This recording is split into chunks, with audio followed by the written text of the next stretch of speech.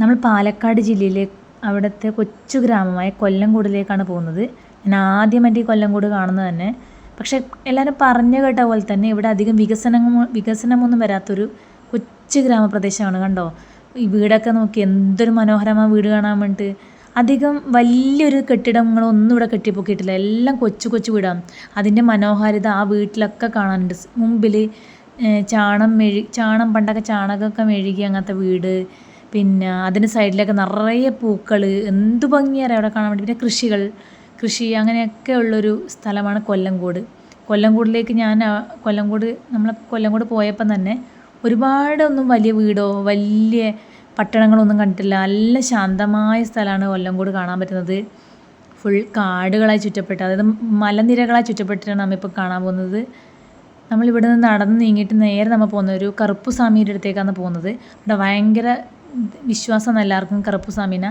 എന്തായാലും ഒന്ന് കണ്ടിട്ട് വരാമെന്ന് ചോദിച്ചു. എന്തായാലും ഇവിടം വരെ എത്തിയല്ലേ. നോക്കണ്ട, വെള്ളങ്ങളും ഫുൾ വെള്ളമാണ്. നോക്കിയാൽ ഫുൾ വെള്ളമാണ്, പുഴയാണ്. ആ മേലെ കണ്ടു ദൂരം, ആ മലമുകളിൻ്റെ മേലൊരു വെള്ളച്ചാട്ടം കണ്ടുവാ.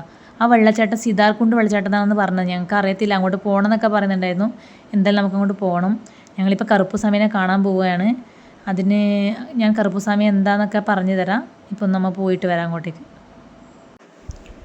നമ്മളങ്ങനെ കറുപ്പുസ്വാമിയുടെ അമ്പലത്തിലേക്കാണ് പോകുന്നത്. എല്ലാവരും വിളിക്കുന്നുണ്ട്. പക്ഷേ ഇവിടെ ഒരു പ്രത്യേകത കാണാൻ പറ്റുന്നത്, ഒരുപാട് ഒന്നോ രണ്ടോ മൂന്നോ അല്ല, കുറേ ആലുകൾ ചുറ്റപ്പെട്ട് കിടക്കുന്നുണ്ട്.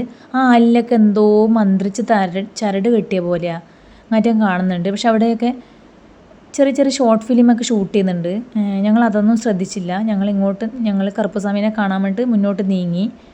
അപ്പോഴവിടെ ഓരോ ആലിലും ഓരോ തരത്തിലുള്ള ആചാരാനുഷ്ഠാനങ്ങൾ ഞങ്ങൾ കണ്ടു.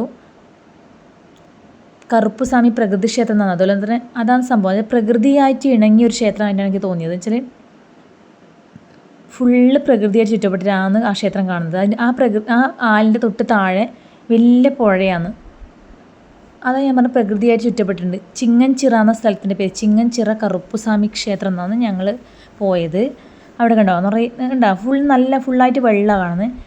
നല്ല കൽവിളക്കുകളുണ്ട്. അവിടെ ഒരുപാട് പ്രാർത്ഥിച്ച ഒരുപാട് കാര്യങ്ങൾ നടക്കുമെന്നാണ് പറയുന്നത്. ഞങ്ങൾ ആദ്യമായിട്ട് പോകുന്നതുകൊണ്ട് തന്നെ ഒന്നും ഇതിനെക്കുറിച്ച് അറിയത്തില്ല.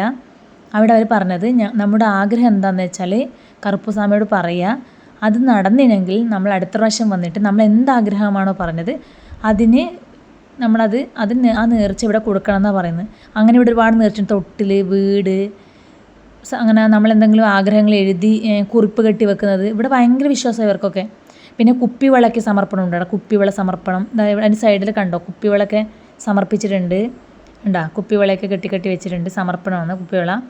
അതുപോലെ തന്നെ ഒരുപാട് ആൾ രൂപങ്ങളൊക്കെ അവിടെ കാണുന്നുണ്ട്. ശരിക്കും ഇതിനെക്കുറിച്ച് എനിക്ക് അറിയത്തില്ല. പക്ഷെ അവിടെ നിന്ന് ഒരാൾ എനിക്ക് പറഞ്ഞു തന്നതാണ്. ഞാൻ ചോദിച്ചപ്പോൾ ഞാൻ ചോദിച്ചപ്പോൾ എൻ്റെ ക്യൂരിയോസിറ്റി കണ്ടിട്ട് എന്നോട് പറഞ്ഞു ഞാൻ ഇങ്ങനെ സംഭവം അവിടെ എഴുതി കെട്ടി തൂക്കിയിട്ടൊക്കെയുണ്ട്. കണ്ടോ, ഫുള്ളായിട്ട് എന്തോ നിങ്ങളുടെ ആഗ്രഹം എന്താണെന്ന് അത് എഴുതി കെട്ടി തൂക്കുക എന്നാണ് അവർ പറഞ്ഞത്.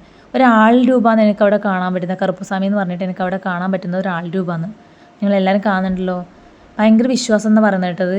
ഞങ്ങളെ കൂടെ വന്നവരൊക്കെ എന്തൊക്കെയോ പ്രാർത്ഥിച്ചിട്ടുണ്ട്. അവർ പ്രാർത്ഥിച്ചിട്ടുണ്ട് അടുത്ത പ്രാവശ്യം നടക്കുമെങ്കിൽ അവർ ആദ്യം ഇങ്ങോട്ട് തിരിച്ചു വരാമെന്നൊക്കെ പറഞ്ഞിട്ടുണ്ട്. എന്തായാലും ഞാൻ ഫസ്റ്റ് ടൈം കാണാൻ ഞാനിങ്ങനെ കാട്ടിനുള്ളൊരു ദൈവം. എന്തായാലും എല്ലാവരും വിശ്വാസം പോലെ തന്നെ എനിക്ക് ഒരുപാട് വിശ്വാസമായി ഇവിടെ പോയപ്പം. എന്തായാലും കറുപ്പുസ്വാമിനെ തൊഴുത് മടങ്ങാൻ പറ്റി. ഒരുപാട് വിശ്വാസങ്ങളുണ്ട് ആ കറുപ്പുസ്വാമിക്ക് ചുറ്റും. എല്ലാം നടക്കട്ടെ എന്ന് വിചാരിക്കുന്നു.